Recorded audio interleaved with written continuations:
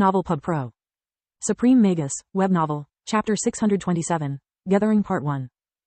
Our defenses? You were there? Lith asked. Of course, I was. That's my turf, and the kingdom spends big money to protect something like a crystal mine. They are more valuable than even platinum. Their production can't stop even during winter because even magical thanks to their weapons and arrays, the guards managed to hold on until my arrival, but there wasn't much even I could do. You know goblins, right? Well, they were a frigging army, each one capable of using normal magic and those black rays as well. Once I realized we had no chance against such an assault, I detonated the arrays to buy us some time and lead the survivors inside the crystal mines. We went to its deepest tunnels and then I used earth magic to bring us even deeper. Usually doing such a thing is idiotic, raw crystals are unstable and earth magic could make them detonate. That's why you need specialized personnel and crystal smiths to work in the mines. Yet between a likely death and certain death, the choice was obvious. We walked for days, with only my rations to feed dozens of people, constantly on the run. Somehow, the goblins would always find us, and to make matters worse, they seemed to become better at magic over time. Long story short, we found the ruins by sheer luck. While escaping, we crossed an underground network of tunnels we weren't even aware of. At that point, our luck turned. The goblins stopped following us and I finally had the time to wait for reinforcements. You can easily guess the rest, Marok said. Fuck me sideways. This means that the abomination inside the goblins had enough time to completely reform and is waiting in the area, or that even such a powerful creature is scared of those ruins. Either way, this is bad, Lith thought. Solis opened all of her senses at once. Lith's dirty mind wasn't the only thing that had rubbed off on her over time. Her paranoia was now fully developed too. Is that the moment when you consumed monster flesh? Lith asked. Yeah, but not the goblins. There was something off with them. Their smell, how they moved, heck, they could even talk. When they landed, Lith casually sniffed his partner. He trusted Solis, but after the experience with the awakened assassin, he had started to consider that her senses could be fooled. Marok kept talking like a magical beast. A normal human wouldn't have the time to perceive the goblin's smell in the middle of a crisis. Yet all of his enhanced senses told him the odd ranger was human.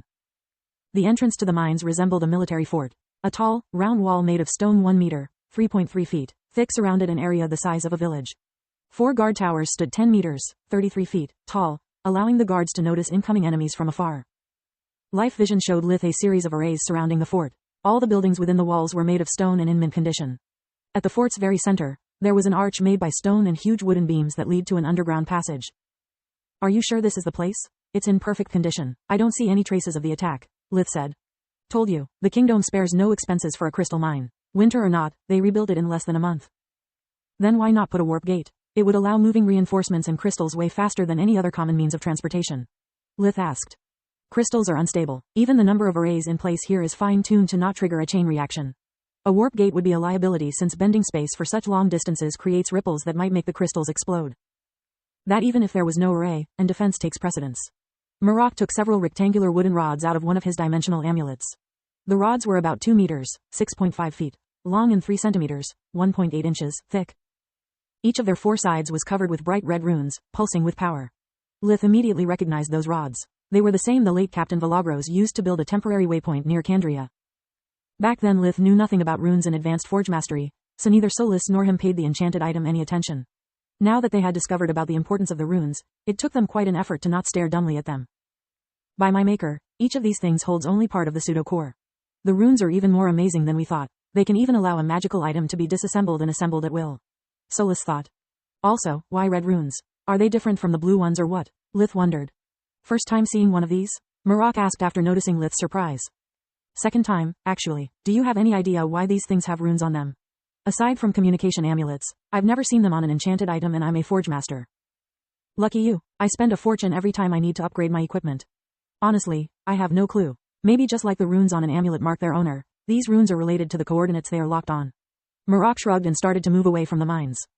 I wish these things weren't so delicate. It's hard to assemble them when you are under siege, but the worst part is that they can be used only once and are linked to a specific location.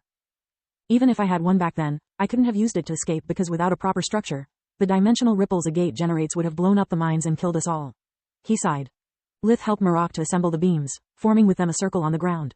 Solis could see that each time a beam was correctly positioned, the pseudo-core fragments would assemble.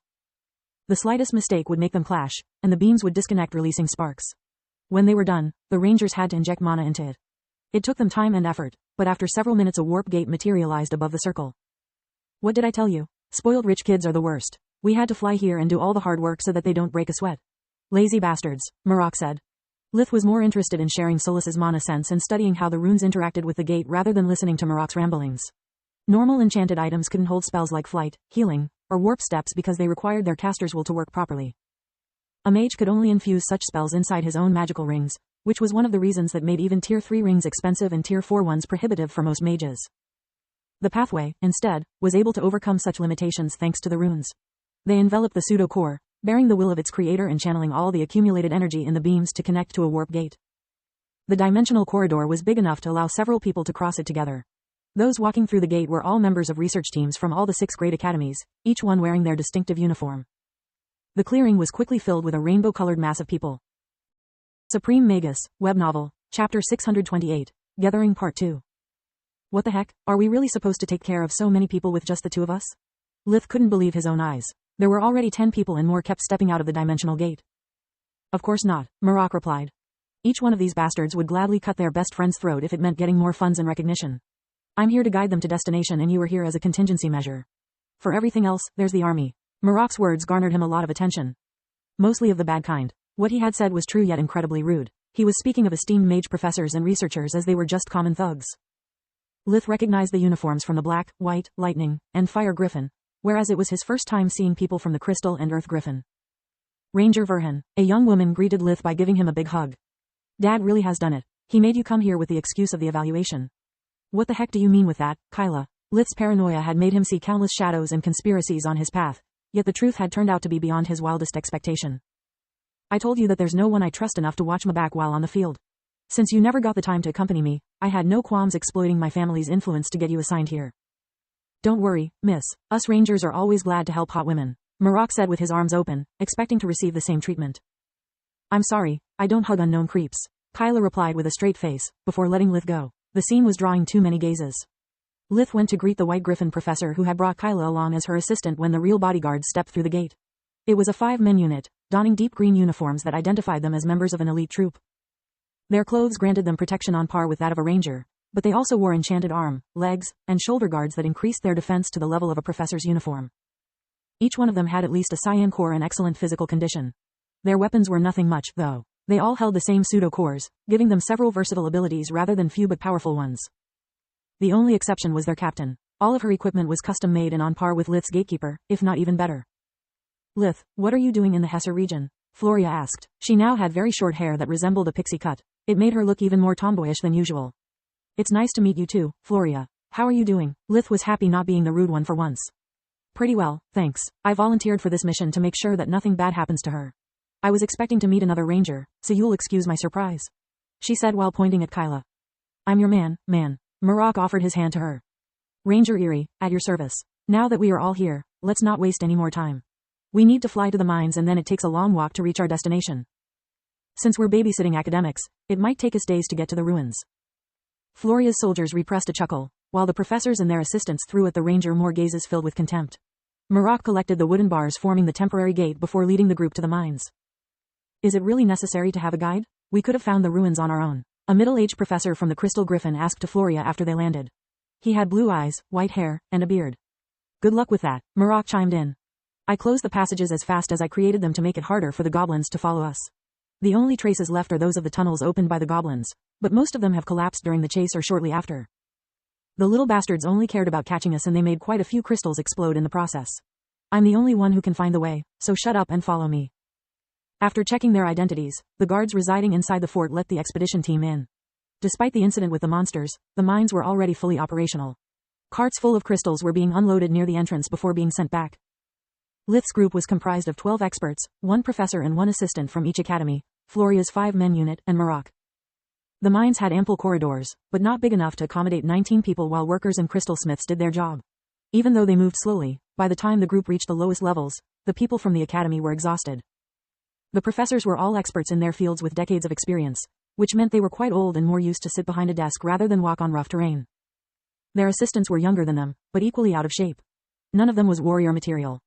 Girl, you may be pretty, but if you start getting a fat ass at your age, it will be hard keeping your boyfriend. You need to exercise a little, Marok said to Kyla. He had yet to break a sweat and had only compassion for a young woman who wheezed like one of the old fossils. Lith is not my boyfriend, she angrily replied. I know, I'm talking about the captain guy. He clearly fancies you. If he's risking his ass for your safety, you could at least. Floria is my sister. Her voice became stone cold, her eyes brimming with rage and fatigue.